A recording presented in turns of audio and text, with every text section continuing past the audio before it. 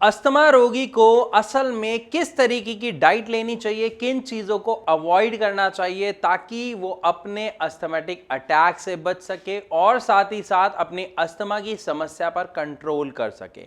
आज इस वीडियो में हम यही जानेंगे, इसी के बारे में बात करेंगे और समझेंगे एक अस्थमेटिक पेशेंट के लिए डाइट की इंपॉर्टेंस को। लेकिन इसको समझने से पहले आपको ये जानना बहुत ज़रूरी है कि जो अस्थमा जो समस्या है वो है क्या, होती क्यों है और उसमें क्या दिक्कत आ रही होती है हमारे शरीर में, जिसकी वजह से जितनी भी समस्याएं होती है, यानी सांस लेने में दिक्कत, छाती में जकड़न महसूस होना, सांस जल्दी से चलते रहना, छाती में से विस्लिंग साउंड आना, सी सी की आवाज़ आना, ये सब क्यों होता है और आखिरकार ये अस्थमा की समस्या होती ही क्यों है।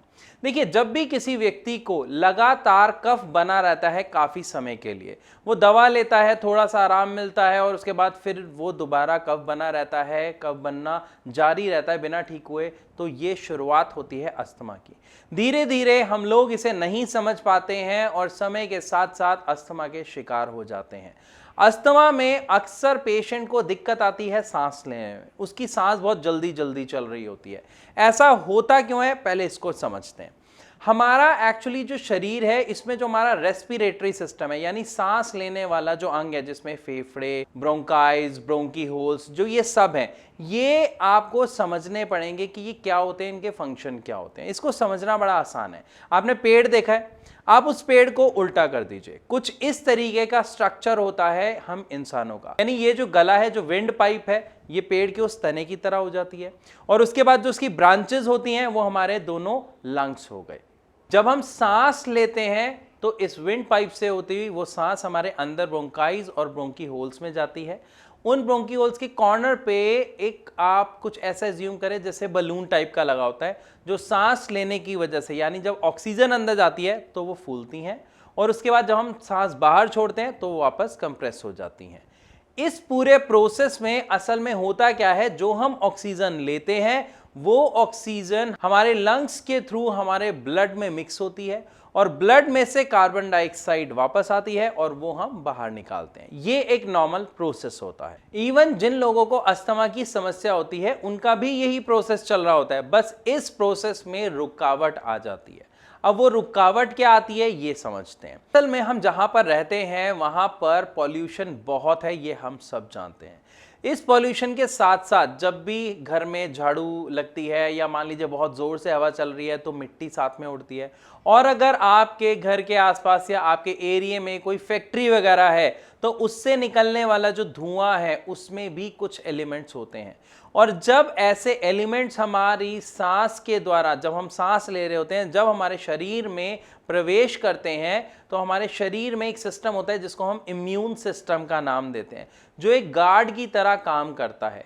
जैसे ही हमारे इम्यून सिस्टम को पता लगता है कि हमारे शरीर में कुछ ऐसे पार्टिकल आ गए हैं, कुछ ऐसे फॉरेन एलिमेंट्स आ गए हैं जो हमारे शरीर को नुकसान पहुंचा सकते हैं, तो हमारा इम्यूनिटी सिस्टम यानी हमारा गार्ड उसको रोकता है। अब वो रोकेगा कैसे, वो इंसान नहीं है जो उसको पकड़ लेगा, तो वो क्या करता है, वो हमारी जो ब्रोंकाइज होती है, ब्रोंकी होल्स होती हैं, उनमें कुछ फंक्शन स्टार्ट करता है। क्या फंक्शन स्टार्ट करता है ये समझिए। अब आप इसको ऐसे समझे जैसे पाइप होता है ना घर में, जो पानी वाला पाइप है, इसी तरीके की हमारी ये नलियां होती हैं जिसमें से हम सांस लेते हैं, जिसे हम ब्रोंकाइज, ब्रोंकी होल जो मैं आपको बता रहा हूँ, जो पेड़ की तने जैसी होती हैं, ये कुछ इस तरीके से होती है। हम सांस ले रहे हैं, सांस छोड़ रहे हैं, आराम से आ जा रही है। लेकिन जैसे ही हमारे इम्यून सिस्टम को ऐसा लगा कि कोई फॉरेन एलिमेंट आ गया जिसे रोकना है, तो इसके अंदर लेयर्स होती हैं। सबसे पहले हमारा इम्यून सिस्टम क्या करता है, म्यूकस एक्स्ट्रा प्रोड्यूस करना शुरू कर देता है। यानी आप ऐसा मानिए जैसे बलगम हमारे इन ब्रोंकाइज में, ब्रोंकी होल्स में बनना शुरू हो जाता है, इस विंड पाइप में बनना शुरू हो जाता है, ताकि वो जो एलिमेंट्स गए हैं वो हमारे लंग्स तक ना पहुंचे, उसको पहले ही विंड पाइप में रोक दिया जाए। साथ ही साथ जो हमारे ये जो विंड पाइप है, इसके अंदर जो लेयर होती है उसमें इन्फ्लामेशन हो जाती है, यानी जो लेयर है वो सूज जाती है, फूल जाती है। सूजन को हम कहते हैं इन्फ्लामेशन। तो मान लीजिए जब कोई नस है, अभी वो ऐसी है, नॉर्मल रूप है, जैसी वो फूली तो उसकी जगह कम हो जाएगी, साथ में म्यूकस आ गया उसके अंदर, तो इसकी वजह से जो जगह रह जाती है सांस लेने की वो बहुत पतली रह जाती है। इसी की वजह से, इसी के कारण जो अस्थमैटिक पेशेंट होते हैं उन्हें सांस लेने में बहुत ज़्यादा दिक्कत का सामना करना पड़ता है। तो ये हमने क्या समझा कि अस्थमा में क्या समस्या होती है। लेकिन हम अक्सर देखते हैं कि ये जो समस्या है ये समय समय के साथ एकदम से बढ़ जाती है, फिर नॉर्मल हो जाती है, फिर बढ़ जाती है। ऐसा होता क्यों है? क्योंकि जब भी हम कोई भी ऐसा एलिमेंट लेंगे या उसे कंज्यूम करेंगे या सांस के द्वारा जब वो हमारे शरीर में जाएगा, जो हमारे अस्थमा को ट्रिगर करता है, यानी हमारे इम्यून सिस्टम को दोबारा ये एहसास दिलाता है कि ये फॉरेन एजेंट है, इसको अंदर नहीं जाना है, इसको रोकना है, तो हमारा अस्थमा ट्रिगर हो जाता है। यानी ये सारा प्रोसेस और तेजी से होना शुरू हो जाता है, जहां पर सांस चढ़ने लग जाती है, सांस फूलने लग जाती है, आराम से एक व्यक्ति सांस नहीं ले पाता है, वो मुंह खोल के सांस लेने की कोशिश करता है क्योंकि म्यूकस आ जाता है, साथ में इन्फ्लामेशन बढ़ जाती है। तो यहाँ पर एक अस्थमैटिक पेशेंट को क्या ध्यान रखना है कि जो वो डाइट ले रहा है वो ऐसी होनी चाहिए जो उसके अस्थमा को ट्रिगर ना करे। लेकिन यहां पर सवाल ये उठता है कि ऐसी कौन सी डाइट है, वो कौन सी फूड आइटम्स हैं जिससे अस्थमा ट्रिगर हो सकता है। तो चलिए इसको भी जानते हैं। अक्सर ऐसा देखा गया है कि अस्थमा को ट्रिगर करने वाले अगर हम फूड आइटम्स की बात करते हैं तो चावल उसमें एक अहम किरदार निभाता है। दूसरा हम ये कह सकते हैं जितनी भी ठंडी चीजें होती हैं वो कहीं ना कहीं आपके अस्थमा को ट्रिगर कर सकती हैं। इसके साथ साथ स्पाइसी और ऑयली फूड तो बहुत ही खतरनाक होता है नॉर्मल लाइफ में भी और एक अस्थमैटिक पेशेंट के लिए भी। तो आपको ये बिल्कुल अवॉइड करना है। साथ ही साथ अक्सर ऐसा देखा जाता है कि जो भी हमारी पैक्ड आइटम्स होती हैं, चाहे फिर वो कोल्ड ड्रिंक हो, चाहे फिर वो कोई चिप्स हो, चिप्स का पैकेट हो, टोस्ट हो, बर्गर हो, या कुछ भी ऐसा आइटम जो पैक्ड है, आप उसको अवॉइड करें। रीजन, उसके अंदर बहुत सारे केमिकल्स होते हैं।